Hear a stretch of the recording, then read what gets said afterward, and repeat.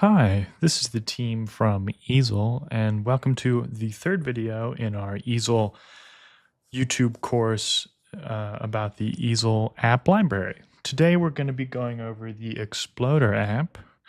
As always, we'll have a link to a project in the description that you can make a copy of and try this out for yourself. This example is going to be the same one that's in the video, so please feel free to make a copy and just try it out.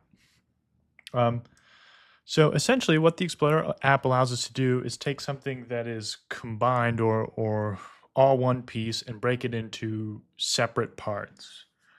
And this allows us to, if we import, say, an SVG that is all one part, we can put it into the Xploder app and break it into multiple parts.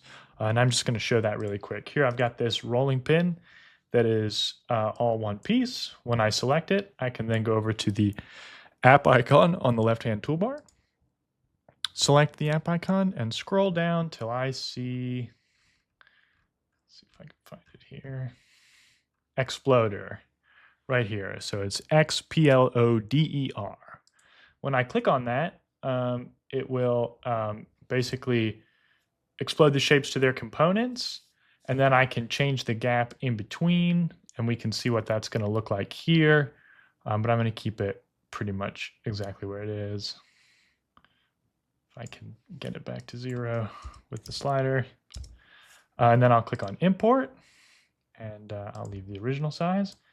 And now I've got 3 separate parts instead of one single part. And so that's just a little bit more about how to use the Xploder app. Check out the project below to try it out for yourself. Have a wonderful day. To learn more, head over to easel.com.